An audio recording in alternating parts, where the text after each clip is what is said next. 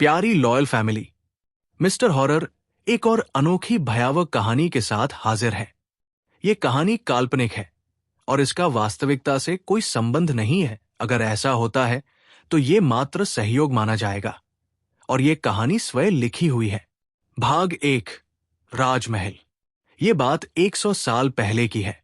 उन दिनों राजा उदय वर्मा का राज था। उनका एक सौतेला भाई था। उदय वर्मा प्रजा वत्सल राजा थे। उनकी बेटी का नाम चंद्रमुखी था।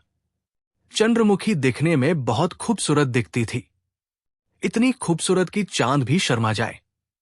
मगर चंद्रमुखी का आखिरी दिन होगा।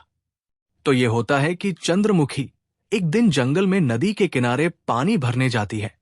तब वहां पर राजा का सौतेला भाई जंगल में शिकार करने निकलते हैं। तभी उनका ध्यान चंद्रमुखी पर जाता है। चंद्रमुखी, आप यहां क्या कर रहे हैं? सूरजवर्मा, क्यों मैं यहां पर नहीं आ सकता? चंद्रमुखी, नहीं, बस मैंने ऐसे ही पूछा। सूरजवर्मा, अच्छा चलो मैं तुम्हें सच बता ही देता हूं। मैं यहां पर तुम्हें मारने के लिए आया हूं। चंद्रमुखी, ये आप क्या कह रहे हैं चाचा जी? सूरजवर्मा, हाँ, मैं तुम्हें मारने के लिए आया हूं क्योंकि तुम्हारी वजह से तुम्हारे पिता ने मुझे राज्य से बाहर निकाल दिया और मुझे कुछ भी नहीं मिला। तुम्हारी गलती की सजा में भुगत रहा हूं। चंद्रमुखी, मगर मैंने क्या किया है? सूरजवर्मा, अगर तुमने मेरे बताए हुए लड़के से शादी की होती तो ये पूरे राज महल पर मेरा राज होता। मगर तुमने ऐसा नहीं किया और तुमने मेरी सारी बातें जाके बता दी, तो तभी मैंने सोच लिया कि मैं तुम्हें मार डालूंगा। चंद्रमुखी, आप मुझे छोड़ दीजिए। सूरजवर्मा चाकू निकालता है और चंद्रमुखी को मारने की कोशिश करता है। चंद्रमुखी, नहीं नहीं, आप मुझे छोड़ दो। सूरजवर्मा, अब तुम्हें मुझसे कोई नहीं बचा सकता। चंद्रमुखी, आप हमें क्या मारेंगे? हम खुद ही अपनी जान दे देंगे।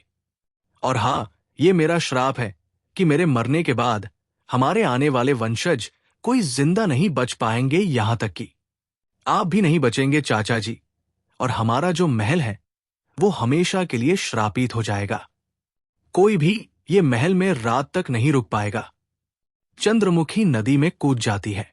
सूरजवर्मा, ये नहीं हो सकता, मुझे यहां से निकल जाना चाहिए। सूरजवर्मा वहां से निकल जाते हैं। चंद्रमुखी के श्राप के अनुसार वो महल श्रापित हो जाता है और कोई नहीं बचता है।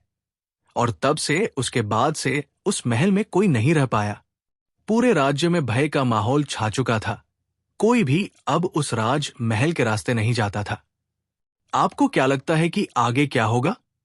क्या इस महल में कोई रहने आएगा? क्या ये राजमहल हमेशा के लिए श्राप मुक्त हो पाएगा या नहीं?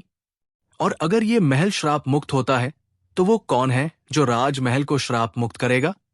आगे जानने के लिए देखते रही ये आगे का एपिसोड।